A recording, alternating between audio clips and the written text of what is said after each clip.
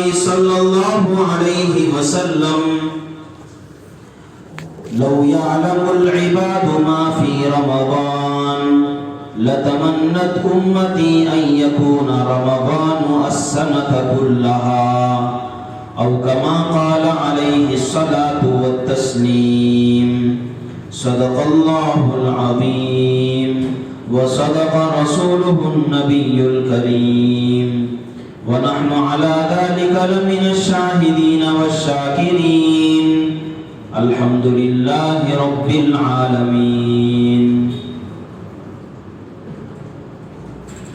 بزرگان محترم، دوستوں، بھائیوں، آج شعبان المعظم کی 29ویں تاریخ ہے۔ شعبان کا مہینہ 29 دن کا ہوا تو کل سے رمضان المبارک کا آغاز ہوگا، اور اگر شعبان کا مہینہ 30 دن کا ہوا تو پرسوں سے رمضان المبارک کا آغاز ہوگا۔ اللہ تبارک و تعالی نے عبادتوں کو، مسلمانوں کی جو عبادتیں ہیں، ان عبادات کو، ان احکام کو سورج اور چاند کے اوقات سے مربوط کر رکھا ہے۔ سورج طلوع ہوگا تو نماز کا وقت ہے، سورج طلوع ہونے سے پہلے فجر کی نماز ہم لوگ پڑھ لیتے ہیں۔ سورج بالکل سر پر ہو، اس کے بعد زوال کا وقت شروع ہو جاتا ہے تو اس کے بعد ظہر کی نماز پڑھ لیتے ہیں۔ غروب ہونے لگتا ہے تو اس سے پہلے عصر کی نماز پڑھ لیتے ہیں۔ غروب ہو جاتا ہے تو مغرب کی نماز پڑھتے ہیں۔ اس طرح اللہ تبارک و تعالیٰ نے اپنی کچھ عبادات کو، کچھ احکامات کو سورج کے وقت کے ساتھ جوڑ دیا ہے، اور کچھ عبادتیں وہ ہیں جن کا تعلق اللہ تبارک و تعالیٰ نے چاند کے ساتھ جوڑا ہے۔ چاند جب طلوع ہوگا، چاند جب نظر آئے گا، نیا چاند، تو رمضان المبارک کا مہینہ آتے ہی رمضان کے روزے رکھنے ہوں گے۔ شوال کا چاند جیسے ہی شروع ہوگا، جیسے ہی نظر آ جائے گا، عید الفطر منانے کا حکم ہے۔ ذی الحجہ کا چاند نظر آ جاتا ہے تو اس کے 10 دن بعد عید الاضحیٰ ہم لوگ مناتے ہیں، اللہ تبارک و تعالیٰ کا حکم ہے۔ اور 8 دن سے 12 ذی الحجہ یا 13 ذی الحجہ تک اللہ تبارک و تعالیٰ نے حج کے احکام کو اور اسی طرح مناسک حج کو مشروع فرمایا ہے، ان کو چاند کے ساتھ جوڑ دیا۔ تو بتانا یہ ہے کہ یہ چاند، یہ سورج جو خاص خاص وقت میں طلوع ہوتے ہیں، خاص خاص وقت میں نکلتے ہیں، اللہ تبارک و تعالیٰ نے دونوں کے ساتھ اس کو جوڑ دیا۔ کچھ کو تو چاند کے ساتھ رکھا، کچھ کو سورج کے ساتھ رکھا۔ علماء نے بڑی اچھی بات لکھی ہے۔ اللہ تبارک و تعالیٰ نے چاند کے ساتھ جو تعلق رکھا ہے بعض عبادتوں کو، جیسے رمضان کا مہینہ ہے، اس کو اللہ تبارک و تعالیٰ نے چاند کے ساتھ جوڑ دیا ہے۔ اور ہم جانتے ہیں کہ شمسی کیلنڈر جو ہے ہمارا، جو مشہور ہے کہ حضرت عیسیٰ کے پیدائش سے اسے شروع کیا جاتا ہے، حالانکہ یہ بات صحیح نہیں ہے۔ جنوری سے اس کا آغاز ہوتا ہے، دسمبر پر ختم ہوتا ہے۔ ہر سال ہم دیکھتے ہیں کہ یا تو 365 دن ہوں گے، 4 سال میں ایک مرتبہ 366 دن ہوں گے، 360 پر 6 دن ہو جاتے ہیں۔ لیکن ہمارا جو اسلامی کیلنڈر ہے، جس کا تعلق چاند سے ہے، اس میں جب تک چاند نظر نہیں آ جاتا اس وقت تک مہینے کا آغاز نہیں ہوتا، اور کبھی مہینہ 29 کا ہو جاتا ہے، کبھی 30 کا ہو جاتا ہے۔ رمضان المبارک کبھی 30 دن کا ہو جاتا ہے، کبھی 29 دن کا ہو جاتا ہے. اس طرح دونوں کیلنڈروں میں تقریباً 10 دن کا فاصلہ ہو جاتا ہے. اس پر علماء نے بڑی اچھی بات لکھی ہے کہ سالانہ جو عبادتیں ہیں ہماری، ایئرلی ونس جو عبادتیں ہیں، جیسے مثال کے طور پر رمضان میں عبادتیں، روزے کا وقت، اسی طرح ایئرلی ونس حج کی عبادت، ایئرلی ونس زکوٰۃ کی عبادت. اللہ تبارک و تعالیٰ اس کو گھماتے رہتے ہیں پورے سال میں. اس کے پیچھے حکمت یہ ہے، راز یہ ہے، اللہ تبارک و تعالیٰ کو ان کے رازوں کو بہتر طریقے سے جانتے ہیں، لیکن علماء نے قرآن کو، شریعت کو، حدیثوں کو سامنے رکھ کر جو جس راز تک پہنچا ہے وہ راز یہ بیان فرمایا ہے کہ اگر اللہ تبارک و تعالیٰ کسی پرٹیکولر مہینے میں اگر اس کو سورج کے ساتھ جوڑ دیتے تو چونکہ سورج کی جو ٹائمنگز ہیں وہ عام طور پر بدلتی نہیں ہے، اسی لیے ہمارے پاس کیلنڈر لگا ہوا ہے، وہاں پر نماز کے اوقات موجود ہے. آج جنوری کی 1 تاریخ پر سورج جب طلوع ہوگا، اگلے سال، اس کے بعد کے سال، 20 سال گزر جائیں، اسی دن اسی وقت میں سورج طلوع ہوگا. سورج کے اوقات متعین ہیں. اگر اللہ تبارک و تعالیٰ اس دن جوڑ دیتے تو جن ملکوں کے اندر، جن علاقوں کے اندر رمضان گرمی کے ایام میں آتا تھا، پوری زندگی انہیں رمضان گرمی میں ادا کرنا پڑتا تھا. جن ملکوں کے اندر ٹھنڈک میں، ٹھنڈ کے موقع پر اگر رمضان آتا تو پورے سال، پوری زندگی انہیں ٹھنڈی کے ایام ہی میں ادا کرنا پڑتا تھا. کچھ لوگوں کے لیے گرمی کے اندر روزے رکھنے بہت مشکل ہو جاتے ہیں. اللہ تبارک و تعالیٰ پورے سال میں رمضان المبارک کو گھماتے رہتے ہیں. اب دیکھیے مارچ کے مہینے میں رمضان ہے، ہم نے دیکھا ہے کہ زمانے کے اندر کبھی دسمبر کے مہینے میں آتا تھا، کبھی جون میں رمضان آیا ہے. اب جو سال چلتے ہوئے آیا ہے مئی کے مہینے سے، پھر آگے اپریل میں آیا، پھر مارچ میں آیا. ہم آگے سالوں میں دیکھیں گے کہ اس سے بھی آگے جائے گا. تو اس طرح اللہ تبارک و تعالیٰ نے سالانہ جو ہماری عبادتیں ہیں اس کے اندر یہ راز مخفی رکھا ہے کہ پورے سال اس عبادت کو گھماتے رہتے ہیں تاکہ لوگوں کو گرمی کے اندر روزہ رکھنا کیسا ہوتا ہے اس کا بھی مزہ انہیں معلوم ہو جاتا ہے. ٹھنڈ کے ایام میں جب انہیں روزہ رکھنے کی نوبت آتی ہے اس وقت بھی انہیں پتہ چل جاتا ہے. اسی طریقے سے زکوٰۃ بھی سال میں 1 مرتبہ، اور زکوٰۃ کا تعلق رمضان سے نہیں. جب وہ آدمی مالک نصاب بنا، اس کے تعلق سے میں گفتگو انشاءاللہ آگے کروں گا. جب وہ آدمی مالک نصاب بنا اس کا اعتبار ہے. اب وہ بھی بدلتا رہتا ہے، ایسا نہیں کہ انگریزی سال متعین کر لیں. انگریزی کا کوئی اعتبار نہیں ہے، چاند کے جو تاریخیں ہیں ان کا اعتبار ہے. تو وہ بھی بدلتے رہتے ہیں موسموں کی تبدیلی سے، کیونکہ دنیا کے اندر تجارتیں بھی بدلتی رہتی ہیں. انسان نفع نقصان سے دوچار ہوتا رہتا ہے. تو ایک وقت میں زکوٰۃ کو رکھنے کے بجائے اللہ تبارک و تعالیٰ اسے بھی گھماتے رہتے ہیں. حج کا موقع آتا ہے، حج کبھی جنوری میں ادا کرتے ہیں، کبھی دوسرے مہینوں میں ادا کرتے ہیں. اس کے اندر بھی کبھی گرمی کے ایام میں حج ادا ہوتا ہے، کبھی سردی کے ایام میں حج ادا ہوتا ہے، کبھی بارش کے موقع پر ادا ہوتا ہے. اللہ تبارک و تعالیٰ نے چاند کے ساتھ ان سالانہ عبادتوں کو جوڑ کر اللہ تبارک و تعالیٰ نے مسلمانوں کو کبھی گرمی کے اندر عبادت کرنے، کبھی سردی کے ایام میں عبادت کرنے، کبھی اور موقعوں پر عبادت کرنے کا موقع فراہم کرتا ہے تاکہ مسلمانوں کو ہر موسم میں اللہ تبارک و تعالیٰ کی عبادت کرنے کا ذوق اور اس کے اندر کس طرح عبادت کی جاتی ہے یہ چیز انہیں میسر آ جائے. تو خیر میں یہ عرض کر رہا تھا کہ شعبان کے آج 29ویں تاریخ ہے، چاند نظر آ گیا آج تو کل روزہ رکھیں گے.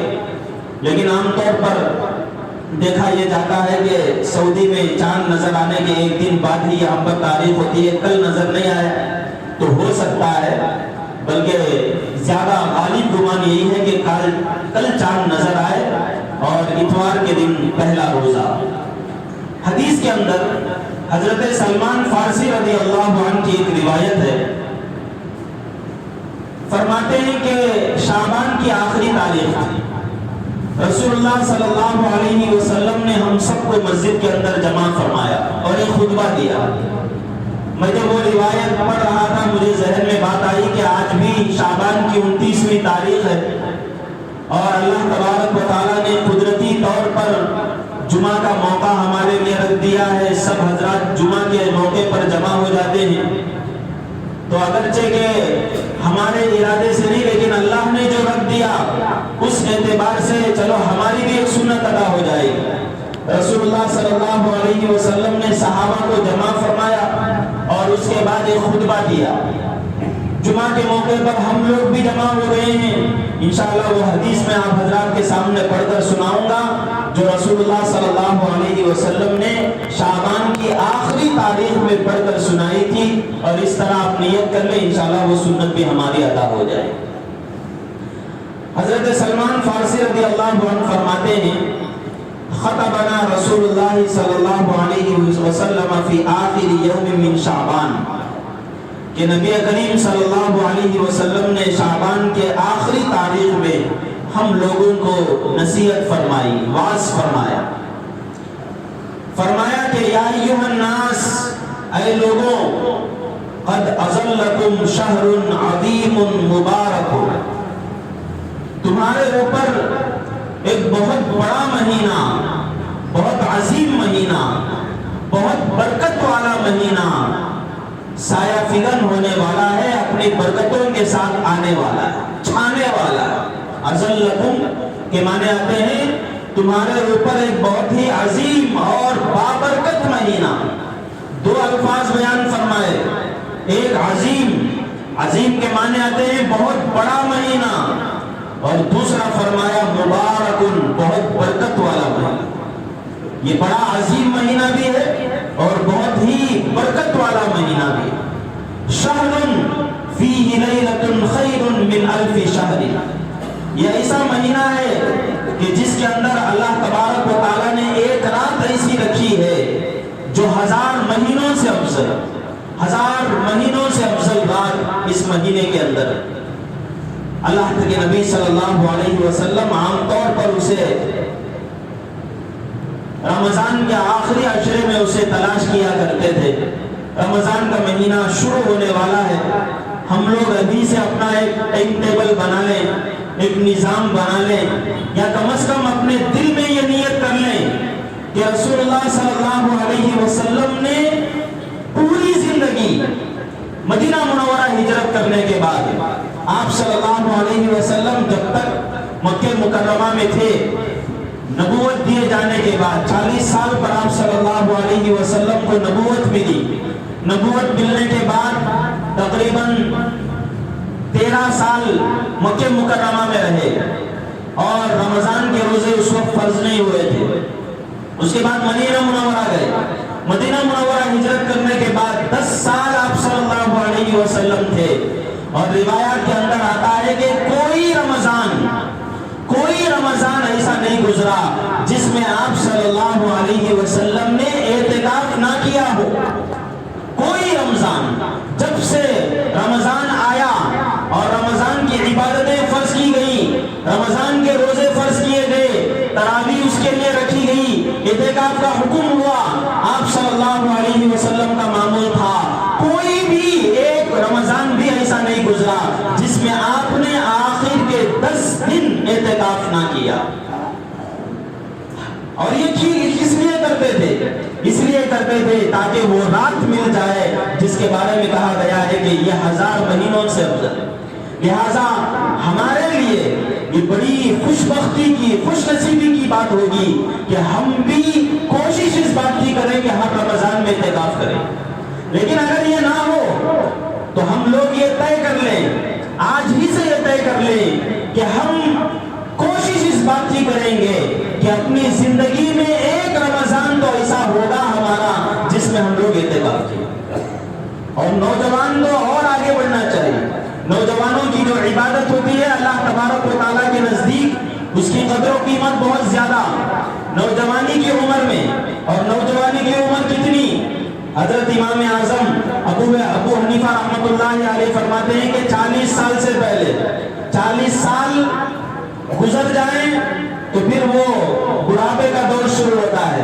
40 سے پہلے جو زمانہ ہوگا وہ نوجوانی کا ہوگا. 40 سال سے پہلے 40 سال ہونے سے پہلے نوجوان اس بات کا ارادہ کریں کہ ایک رمضان تو ہم اعتکاف کے ساتھ گزاریں.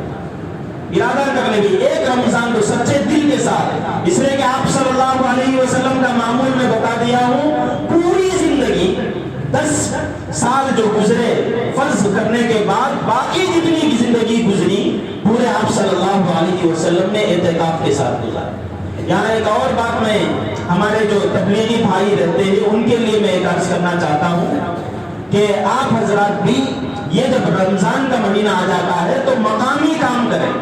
تبلیغی جماعتوں میں ادھر ادھر نکل کر کام کرنے کے بجائے ہر آدمی ہر محلے والا اگر اپنے مقام میں کام کرے گا تو یہ بہت زیادہ بہتر ہے. اس لیے کہ اس سے اعتکاف کا بھی موقع مل جائے گا اور خود قرآن کریم کو ایک جگہ سننے کی بات آ جائے گی. اور یہ بہت عظیم الشان بات ہے. رسول اللہ صلی اللہ علیہ وسلم کا یہ معمول بھی ہے. ہمارے لیے سب سے بڑی بات یہ ہے کہ ہم رسول اللہ صلی اللہ علیہ وسلم کی سنت کے مطابق زندگی گزاریں. سنت کے مطابق جب ہماری زندگی گزرے گی ایک ایک لمحہ سنت کے مطابق چلے گا تو اس وقت ہمارے اجتماعی کاموں کے اندر بھی نور پیدا ہوگا اور انفرادی اعمال میں بھی نور پیدا ہوگا. اس لیے تبلیغی بھائیوں سے بھی گزارش ہے جو حضرات اس کام کے اندر لگے ہوئے ہیں وہ پورے رمضان المبارک اپنے مقام میں رہتے ہوئے کام کریں. ہم نے اکابر سے اور بڑے لوگوں سے یہی سنا ہے. حضرت مولانا ابراہیم دیولا صاحب دامت برکاتہم کی ایک بات میں نقل کر کے آگے چلتا ہوں. انہوں نے فرمایا رمضان جب فجر کی نماز ہوتی ہے فجر کی نماز کے بعد عام طور پر ہوتا یہ ہے کہ ہم لوگ مسجد وار جماعت میں بیٹھ جاتے ہیں. حضرت نے فرمایا کہ مسجد وار جماعت سے پہلے ایک اور عمل ہے جو سنت کا عمل ہے. وہ یہ ہے کہ فجر کے بعد سورہ یاسین کی تلاوت. سورہ یاسین کی تلاوت نہیں ہوگی سنت کو چھوڑیں گے اور اجتماعی کاموں میں لگیں گے تو اس اجتماعی کام کے اندر برکت نہیں ہوگا. اس لیے کہ ہم نے سنت کو چھوڑ دیا. سنت کے ساتھ اجتماعی کام میں لگیں گے تو پھر اللہ تبارک و تعالیٰ اس اجتماعی کام کے اندر بھی ہم لوگوں کے لیے برکت اور رحمت لکھے. تو لہٰذا یہ بات ذہن میں رکھیں کہ رمضان المبارک کا مہینہ آپ صلی اللہ علیہ وسلم کو جو معمول تھا اس کام کو پابندی کرتے ہوئے اعتکاف کرنے کی بھی کوشش کریں, مقامی کام کریں اور قرآن کریم کو سننے کی پوری طرح کوشش کریں. اس کے بعد حضرت سلمان فرماتے ہیں شہر جعل اللہ صیامہ فریضہ وقیام لیلہ تطوعا. یہ ایسا مہینہ ہے کہ جس کے روزے کو اللہ تبارک و تعالیٰ نے فرض ٹھہرایا ہے. رمضان المبارک کا مہینہ اس کے اندر اللہ تبارک و تعالیٰ نے روزے کو فرض ٹھہرایا ہے. یہ روزہ ایسی عظیم الشان عبادت ہے. رسول اللہ صلی اللہ علیہ وسلم نے فرمایا اللہ تبارک و تعالیٰ فرماتے ہیں کل عبادت ہر عبادت ہر کام وہ اس کے لیے ہے جو بندہ کرتا ہے اس کے لیے. والصوم لی رسول اللہ صلی اللہ علیہ وسلم نے فرمایا کہ روزہ میرے لیے ہے وَأَنَا أَجْزِي بِهِ اور میں خود اس کا بدلہ دیتا ہوں. رمضان کے علاوہ روزوں کے علاوہ جو عبادتیں ہیں نماز کی عبادت کتنی عظیم الشان عبادت اس کو دینے کے لیے اللہ تبارک و تعالیٰ نے خود رسول اللہ صلی اللہ علیہ وسلم کو آسمانوں پر بلایا وہاں نماز کا تحفہ دیا لیکن اس کا بدلہ اس کا اجر اس کا ثواب اللہ تبارک و تعالیٰ فرشتوں کے ذریعے سے دلواتے ہیں. فرشتوں کو ادا کرتے ہیں کہ جاؤ میرے نمازی بندوں کو دے دو, حاجیوں کو حج کا بدلہ دے دو اور عمرہ کرنے والوں کو وہ بدلہ دے دو, زکات ادا کرنے والوں کو ہلو یہ لو میرے طرف سے اجر و ثواب یہ میرے بندوں کے لیے دے دو. اللہ تبارک و تعالیٰ کہتے ہیں کہ روزہ ایسا ہے وَأَنَا أَجْزِي بِهِ کہ اس کا بدلہ میں خود دیتا ہوں. اور ایک روایت یہ بھی ہے وَأَنَا أُجْزَى بِهِ روزے کا بدلہ یہ ہے کہ روزے کا بدلہ کوئی چیز نہیں کوئی اور چیز نہیں جنت نہیں یا اور کوئی ثواب نہیں. میں خود ہوں. بندہ روزہ رکھتا ہے تو سمجھے کہ میں خود مل گیا، اس بندے کا میں خود ہو گیا. اب بندہ جو کچھ کرے گا، بندے کی جو دعا ہوگی، بندے کی جو چاہت ہوگی، وہ گویا کہ میں اسی چاہت اس کی پوری کر دے گا. ایسا ہے روزہ. وقیام لیلہ تطوعا، اور اس کے رات میں اللہ تبارک و تعالیٰ نے ایک نماز رکھی ہے جو تطوع ہے. تطوع کا مطلب یہ ہے کہ فرض اور واجب نماز سے ہٹ کر ایک نماز اللہ تبارک و تعالیٰ نے رکھی ہے، اور وہ سنت مؤکدہ نماز ہے جس کو ہم تراویح کے نام سے یاد رکھتے ہیں. یہ تراویح کتنی ہے؟ یہ تراویح 20 رکعت ہے. اللہ کے نبی صلی اللہ علیہ وسلم نے اپنی زندگی میں 20 رکعت تراویح پڑھی ہے. ہمارے بہت سارے بھائی بعض ناواقف لوگوں کے اور کم علم لوگوں کے جھانسے میں پڑھ کر 8 رکعت پڑھتے ہیں اور چلے جاتے ہیں. اگر کوئی مجھ سے بات کرنا چاہتا ہے تو نماز کے بعد میں بیٹھوں گا. یہ وقت نہیں ہے، دلائل کو بیان کرنے کا وقت بہت کم ہوتا ہے. رسول اللہ صلی اللہ علیہ وسلم کی احادیث موجود ہیں، صحیح احادیث بھی موجود ہیں، اور صحابہ اکرام رضوان اللہ تعالی علیہ مجمعین کا عمل بھی ہے کہ آپ صلی اللہ علیہ وسلم اور صحابہ اکرام اور اسی طریقے سے صحابہ اکرام کا اس بات پر اجماع ہے، سب اس بات پر متفق ہیں کہ 20 رکعت رسول اللہ صلی اللہ علیہ وسلم کے زمانے میں تراویح ہوا کرتی. اور 1400 سال حرم شریف کے سامنے جو تراویح ہوتی تھی، بلکہ اب کرونا سے پہلے تک بھی وہ تراویح 20 رکعت ہی ہوتی تھی. پوری امت کا اجماع. لہٰذا بعض لوگ 8 رکعت پڑھ کر چلے جاتے ہیں اور ان لوگوں کو دلائل معلوم نہیں ہوتے، کوئی بیان کر دیتے ہیں کہ 8 رکعت آپ صلی اللہ علیہ وسلم پڑھتے تھے. ایسی کوئی بات نہیں ہے. 20 رکعت آپ صلی اللہ علیہ وسلم پڑھتے تھے، تو 20 رکعت پڑھنے کی کوشش کریں. آپ صلی اللہ علیہ وسلم کے اس بیان کے اندر آگے بات ہے، من تقرب فیہ بخصلۃ کان کمن ادی فریضۃ فیما سوا، کہ جو کوئی آدمی رمضان المبارک میں ایک نفل عبادت کرتا ہے تو گویا کہ اسے ایسا ثواب ملتا ہے کہ وہ اور دنوں کے اندر فرض پڑھتا ہے. تراویح لے لیجیے، ابھی میں نے کہا کہ وہ فرض سے ہٹ کر ہے. اگر کوئی آدمی 20 رکعت تراویح پڑھتا ہے تو تراویح کی عبادت پر جو اجر و ثواب ہے وہ تو ہے ہی، اس کے علاوہ ہر دن 20 فرائض پڑھنے کا اسے ثواب ملتا ہے. یہ بہت بڑی چیز. اس کے بعد فرمایا ومن ادى فریضۃ فی کان کمن ادى 70 فریضۃ فیما سوا. ایک فرض ادا کرنے پر اللہ تبارک و تعالیٰ 70 فرائض کا ثواب دیتے ہیں. وہ ہوا شہر الصبر، صبر کا مہینہ، والصبر ثوابہ الجنہ، اور صبر کا ثواب اللہ تبارک و تعالیٰ نے صرف جنت کو رکھا ہے. وشہر المواسات، یہ مہینہ غم خاری کا ہے. وشہر یزاد فیہ رزق المؤمن فیہ، اور یہ ایسا مہینہ ہے کہ اس کے اندر مومن کے رزق کو بڑھا دیا جاتا ہے، مومن کا رزق بڑھ جاتا ہے. اگرچہ کہ ہم لوگ روزہ رکھتے ہیں لیکن آپ اندازہ کر لیجئے، مسلمان کو اللہ تبارک و تعالیٰ طرح طرح کے پھل پھلاریاں اس میں کھلا دیتے ہیں، اور عام دنوں میں آدمی وہ چیزیں کھاتا نہیں ہے، کسی نہ کسی بہانے سے اللہ تبارک و تعالیٰ کھلاتے رہتے ہیں اور مومن کے رزق کو بڑھا دیا جاتا ہے. اور فرمایا من فطر فیہ صائما کان مغفرۃ لذنوبہ وعتق رقبتہ من النار. جو آدمی کسی روزے دار کو روزہ افطار کراتا ہے تو اس کے گناہوں کی مغفرت ہو جاتی ہے، اس کے گناہوں کی مغفرت ہو جاتی ہے. اور فرمایا وعتق رقبتہ من النار، اللہ تبارک و تعالیٰ کی طرف سے ایک سرٹیفکیٹ مل جاتی ہے. کیا سرٹیفکیٹ؟ کہ اب یہ جہنم سے آزاد ہو گیا. اب اللہ تبارک و تعالیٰ جہنم میں اس کے اندر داخل نہیں کریں گے. یہ وہ خطبہ اب میں حضرات کو پڑھ کر سنا رہا ہوں جو شعبان کے آخری دن، جیسے آج ہے 29ویں شعبان ہے، ٹھیک ہے، ہو سکتا ہے کہ یہ آخری دن ہو. آپ صلی اللہ علیہ وسلم نے صحابہ کو جمع کر کے فرمایا تھا، وہ خطبہ میں پڑھ کر سنا رہا ہوں. آپ صلی اللہ علیہ وسلم کے الفاظ کہ من فطر فیہ صائما کان مغفرۃ لذنوبہ، اور فرمایا وکان لہ مثل اجرہ من غیر ينقص من أجره شيء، یعنی آدمی کو اتنا ثواب دیا جاتا ہے جیسے کہ روزے دار ثواب پاتا ہے۔ ایک آدمی روزہ رکھ کر جو ثواب پاتا ہے، افطار کرانے پر بھی اللہ تبارک و تعالیٰ وہ ثواب بھی اسے دیتے ہیں۔ یہاں پر آگے بات ہے کہ صحابہ نے پوچھا رسول اللہ صلی اللہ علیہ وسلم سے، ہم میں سے کوئی آدمی اتنی تو طاقت نہیں رکھتا کہ ہر دن کسی کو روزہ افطار کرائے؟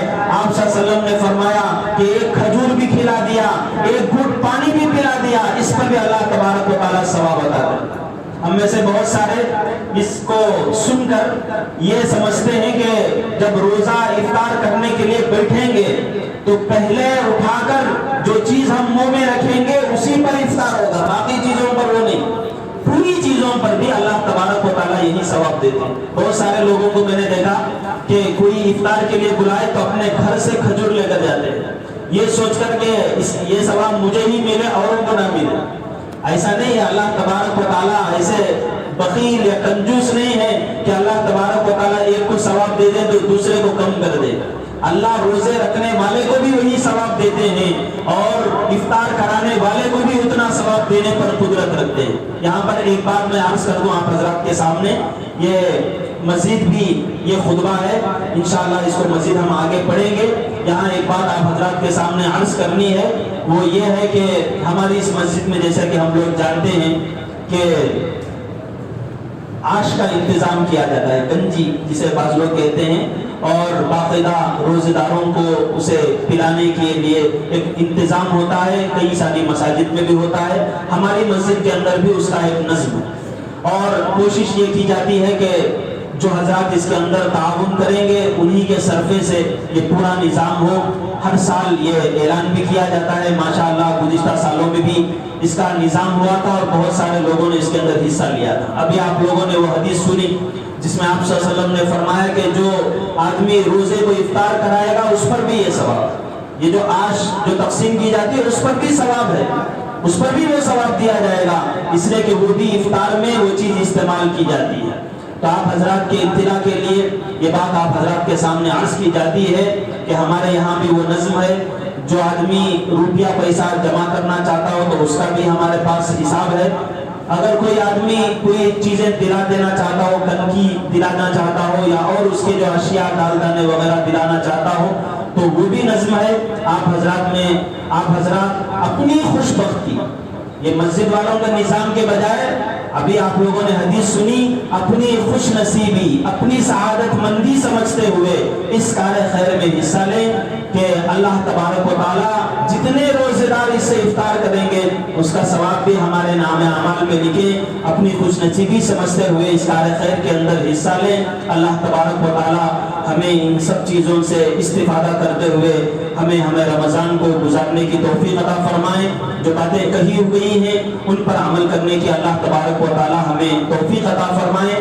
اور ایک حدیث کے اندر یہ بھی ہے کہ رمضان جب شروع ہو جاتا ہے ہر دن اللہ تبارک و تعالیٰ ایک دعا اس کی ضرور قبول کرتے، تو لہٰذا ایک عمل روزے کا ہے، میں نے اس کا بیان کر دیا، اور ایک عمل تراویح کا ہے، اس کے تعلق سے بھی مختصر گفتگو آ گئی۔ ایک عمل ہے وہ ہے دعا کا۔ آپ اس سلسلے میں بھی سنجیدگی کے ساتھ دعاؤں میں لگے، روزانہ ہر نماز کے بعد، سحری کے وقت، اور اسی طرح تہجد کی پابندی، اور اسی طریقے سے افطار سے پہلے روز دعاؤں کا خاص طور پر اہتمام کریں۔ اللہ تبارک و تعالیٰ سے دعا ہے کہ جو رمضان آنے والا ہے اس رمضان کو ہمارے لیے ذخیرہ آخرت بنے۔ کتنے لوگ ایسے ہیں اب تک زندہ تھے، کل ان کا انتقال ہو۔ اسی طرح ایک بات عرض کر دوں، ایک اعلان بھی کرنا ہے۔ ہمارے اس علاقے کے ایک بہت بڑے عالم دین گزرے ہیں، حضرت مولانا سید مصطفیٰ رفاعی صاحب رحمۃ اللہ علیہ، بڑے all India Muslim personal law board کے وہ تاسیسی رکن تھے، اور اسی طرح ملی کونسل کے بھی وہ بہت بڑے آدمی تھے، بہت بڑے عالم دین، بہت بزرگ عالم دین گزرے ہیں۔ اللہ تبارک و تعالیٰ نے ان کے لیے جو وقت رکھا تھا وہ کل تک کا تھا، کل حضرت کا انتقال ہو گیا۔ اللہ تبارک و تعالیٰ حضرت کی مغفرت فرمائے۔ تو میں بتا رہا تھا کہ ایسی چیزیں ہوتی رہتی ہیں۔ اللہ تبارک و تعالیٰ رمضان ہمیں عطا کرنے والا ہے تو اس کو ہم بہت ہی قدر کی نگاہ سے دیکھیں۔ اور بہت ہی اہتمام کے ساتھ اسے شروع ہی سے لے کر چلنے کی کوشش کریں، روزوں کو بھی رکھنے کی کوشش کریں۔ تراویح کے سلسلے میں ہر نوجوان، ہر آدمی اس بات کی کوشش کریں کہ ایک ہی مسجد میں ہم رہ کر پورا قرآن کریم سنیں۔ رمضان کا اور قرآن کا بہت ہی گہرا تعلق ہے، بہت ہی نازک تعلق ہے۔ رمضان کے اندر اللہ کے نبی صلی اللہ علیہ وسلم پر قرآن کریم رمضان کے اندر شروعات جو ہوئی وہ بھی رمضان کے بارے میں آتا ہے کہ رمضان میں شروعات ہوئی، اور ایک روایت کے اندر آتا ہے کہ لوح محفوظ سے آسمان دنیا پر قرآن رمضان ہی کے اندر نازل کیا گیا، اور رسول اللہ صلی اللہ علیہ وسلم باقاعدہ طور پر حضرت جبرائیل علیہ السلام کے ساتھ دوڑ نکالا کرتے تھے، حضرت جبرائیل کو سناتے تھے، حضرت جبرائیل سے سنتے بھی تھے۔ یہ اس لیے سنتیں رکھی گئی ہیں۔ رمضان اور قرآن دونوں کا بہت گہرا تعلق ہے۔ رمضان میں کوشش کریں قرآن کریم کی تلاوت کی، قرآن کریم کو سننے کی۔ اللہ تبارک و تعالیٰ ان باتوں پر ہمیں عمل کرنے کی توفیق عطا فرمائے۔ وآخر دعوانا ان الحمد للہ رب العالمین۔